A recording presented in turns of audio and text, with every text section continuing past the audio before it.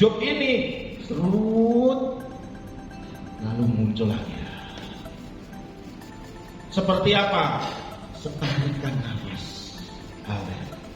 Kedudukan kita, setarikan nafas. Usia kita juga setarikan nafas. Kekayaan, kehormatan kita setarikan nafas. Dan termasuk masa pelayanan saya di GKJ Warung juga setarikan nafas. Dan kita bisa bersama-sama untuk membangun ibadah doa pagi di pagi hari yang ini. Bersamaan juga saat ini kita akan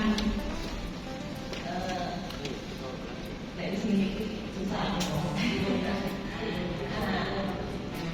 kami dengan bersamaan dengan acaranya pamitan gembala kita yang sangat luar biasa, Kristanto Respon yang mau jengkal mendapatkan promosi belajar untuk pelayanan yang lebih luas lagi di Majelis Agung. Mungkin perasaan kita saat ini campur aduk saya sendiri campur aduk tenang yo kaget ya banget gitu loh ya.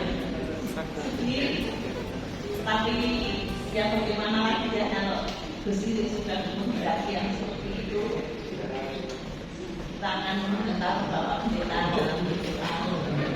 Semoga Bapak Ibu yang dikasih oleh Tuhan, kita akan bersama-sama mengawali ibadah doa pagi ini dengan memuji Dia harus makin ditambahkan indah untuk hidup.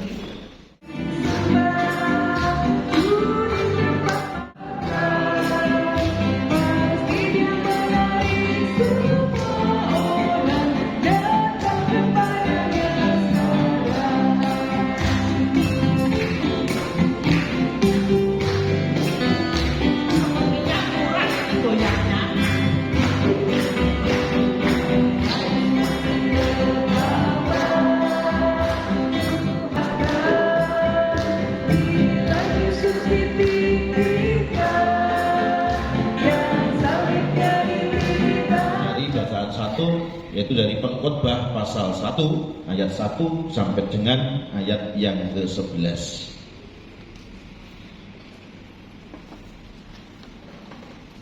Pengkhotbah pasal 1 ayat 1 sampai 11. Perkataan pengkhotbah anak Daud raja di Yerusalem. Kesia-siaan belaka, kata pengkhotbah. Kesia-siaan belaka. Semuanya sia-sia. Apa gunanya bagi manusia segala jerih payah yang dilakukannya di bawah matahari? Generasi yang satu pergi dan generasi yang lain datang, tetapi bumi tetap ada selamanya. Matahari terbit, matahari terbenam, lalu terburu-buru kembali ke tempat ia terbit. Angin bertiup ke selatan, lalu berputar ke utara, terus-menerus berputar, dan dalam putarannya angin itu kembali. Semua sungai mengalir ke laut, tetapi laut tidak pernah penuh. Ke tempat sungai mengalir, kesitulah sungai kembali mengalir. Segala sesuatu melelahkan, tak habis-habisnya dikatakan oleh manusia. Mata tidak kenyang melihat, telinga tidak puas mendengar. Apa yang pernah ada akan ada lagi, dan apa yang pernah dibuat akan dibuat lagi. Tak ada sesuatu yang baru di bawah matahari. Adakah sesuatu yang dapat dikatakan, lihatlah, ini baru, itu sudah ada dulu, lama sebelum kita ada. Tidak ada kenangan akan orang-orang di masa lampau, juga akan orang-orang di masa depan. Tidak akan ada kenangan pada mereka yang hidup sesudahnya. Demikian Ibu dan Bapak pembacaan Alkitab pada pagi hari ini. Berbahagialah kita yang mendengar sabda Tuhan, memelihara dan juga memaknai selalu dalam hidup sehari-hari. Terpujilah nama Tuhan. Salam Bapak Ibu. Saya itu merasa bahwa masa kecil saya bahagia, gitu ya. Nah, apa catatan kebahagiaan yang saya ingat pada masa kecil? Termasuk ya, menurut saya kebahagiaan itu kurang begitu ada hari ini. Misalnya Bapak Ibu, ya misalnya adus kali, ya itu bahagia banget saya. Ya, dan kali atau sungai pada saat itu masih jernih, bersih, Pak. Dan sekarang kalau saya lewat di desa saya, sungai itu sudah kering. Nah kan berarti kebahagiaan itu menjadi hilang. Saya tidak punya lagi kesempatan untuk mandi di sungai yang sama kan gitu. Ya, kering, betul-betul kering. Nah dulu kebahagiaannya itu misalnya saya bercerita kalau mandi kali, nah sama teman-teman itu kalinya dibersihkan dulu gitu ya. Kan ada gereng-gerengnya itu ya. Gereng itu apa? Gereng itu luar bambu itu loh ya. Gereng itu carang-carangnya bambu, carang-carangnya bambu. Lalu ada ri kelampisnya gitu ya, ada juri-juri kelampis. Nah itu kita bersihkan sampai bersih dan jernih betul. Nah, kadang-kadang bapak saya nyari sampai suruh lah bawa pecut itu loh, ya. Pecut gagang randu kan boleh juga gitu. Tadi itu membuat kita bahagia. Ya. Mungkin bapak ibu punya pengalaman yang seperti itu. Nah, salah satu yang juga saya ingat dalam peristiwa adus kali atau mandi di sungai itu, ya, biasanya kita itu lalu melempar sesuatu, misalnya uang koin, lalu kita cari bersama, atau suwe-suwean mendelep. Nah, suwe-suwean mendelep, nah begitu. Ini seperti ilmu renang, ilmu dasar berenang. Jadi Pak Petra itu mengajarkan berenang, saya amati itu juga disuruh tenggelam murid-muridnya ini. Nah itu nanti kalau sudah dapat muncul. Nah Bapak itu inilah yang saya ingat dan salah satu dari sekian kebahagiaan peristiwa-peristiwa yang mengingatkan kita akan kebahagiaan yang mungkin hari ini tidak belum. Nah lirik kancan-kancan itu aduh belum tapi kita tidak kuat, waduh muncul dulu begitu. Nah ibu bapak saudara yang dikasih Tuhan, saya mau membaca kembali ayat Nats, yaitu ayat 2. Kesia-siaan belaka, kata pengkhotbah.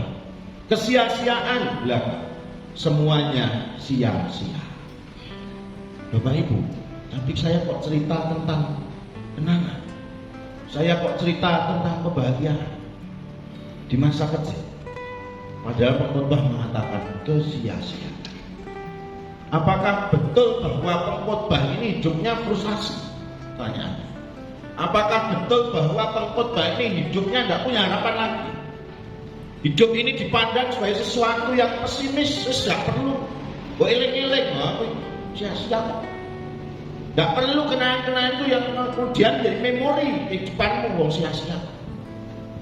Tapi persoalannya apakah kita melihatnya bahwa kemudian pengkhotbah itu seorang yang frustasi? Bukan. Tetapi Bapak Ibu kalau kita merujuk kepada bahasa aslinya, jadi memang Alkitab terjemahan itu kadang kalau memang ada hal yang harus kita betul-betul rujuk dan lihat sampai kedalamannya. Benar murid ini sia-sia. Benarlah pengkhotbah ini. Nah, yang nulis siapa? Raja Salomo itu. Orang nomor satunya Israel. Dan raja, orang yang punya kedudukan, orang yang punya kuasa, kewenangan, punya harta kekayaan, punya kemewahan, punya fasilitas, memandang hidupnya sia-sia. Kayaknya ada sepuluh di petani yang pupuk mahal, begitu panenan harga murah. Nah, apa tidak waduh, silakan 12. Nah Bapak Ibu saudara, kata asli dari kata yang diterjemahkan kesia-siaan itu adalah kata Habel. Dari Bapak juga ada videonya yang kirimkan sampai Pak Habel.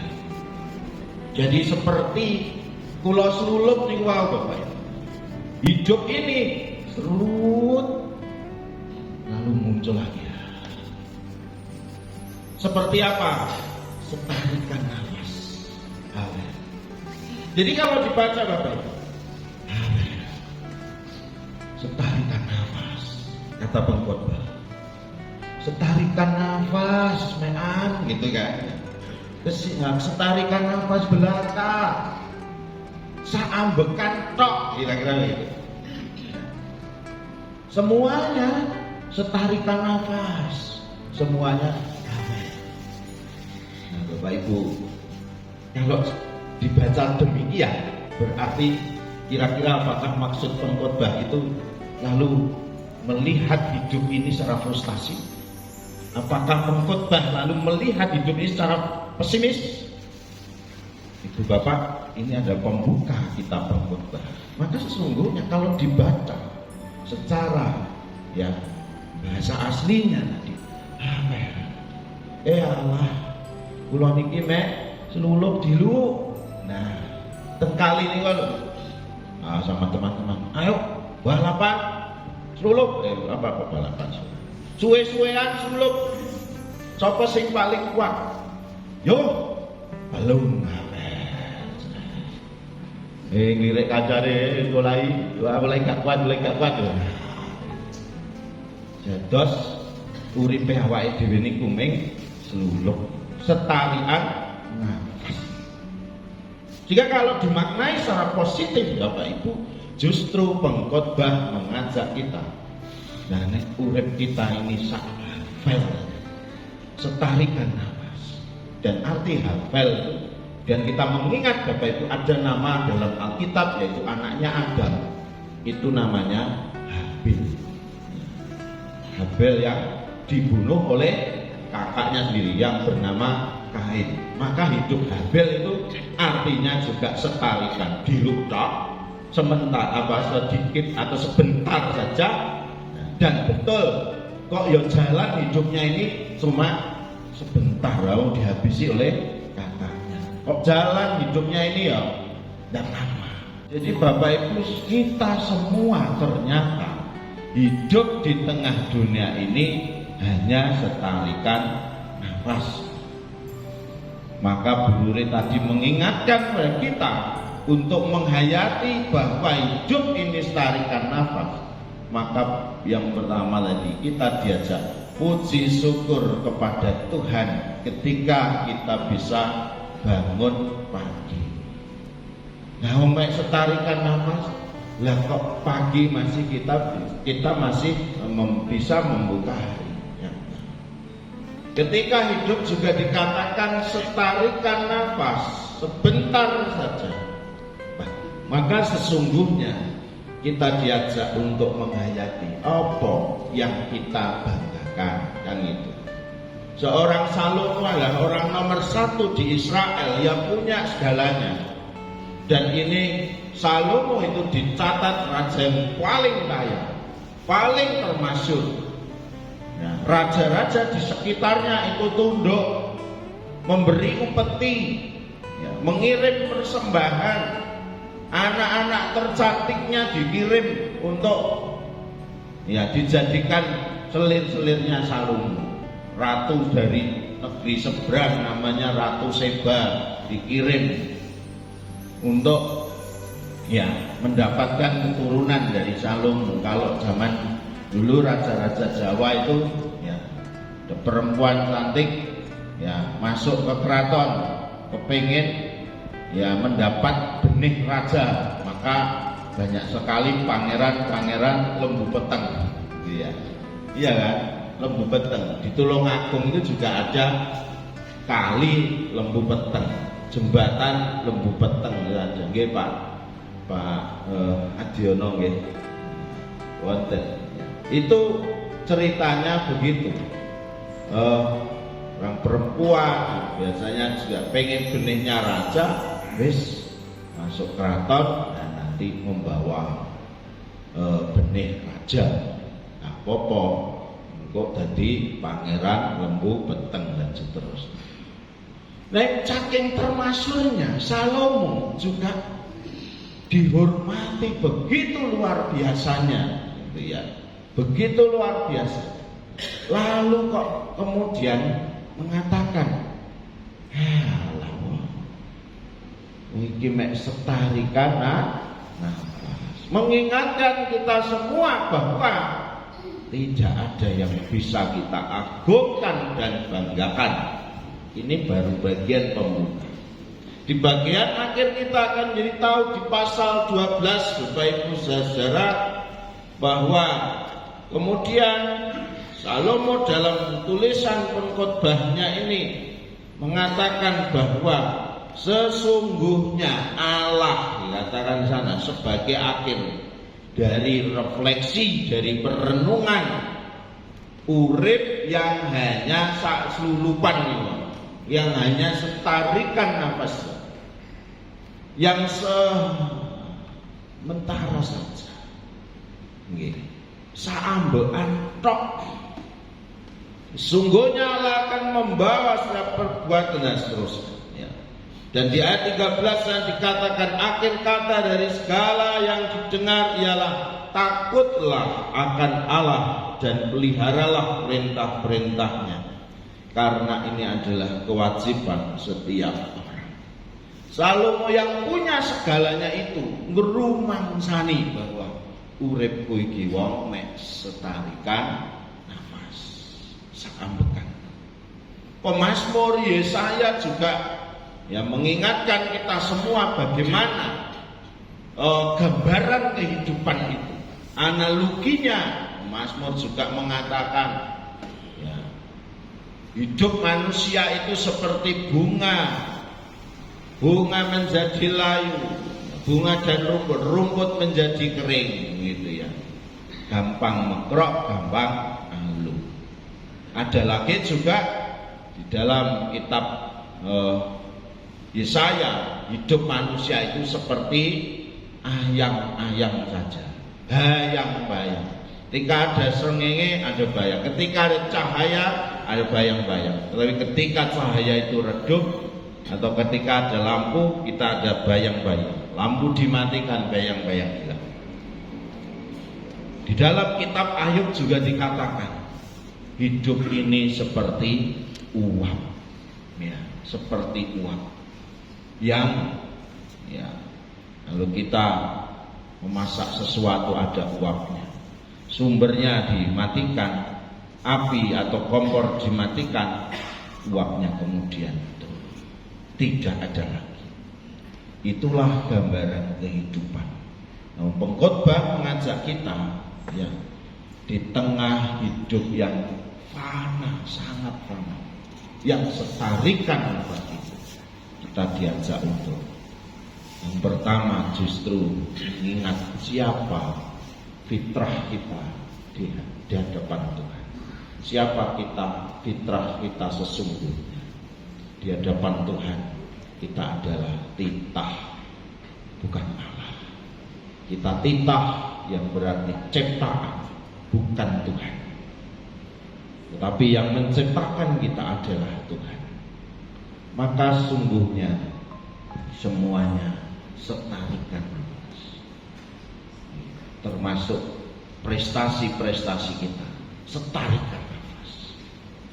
Pangkat kedudukan kita, setarikan nafas.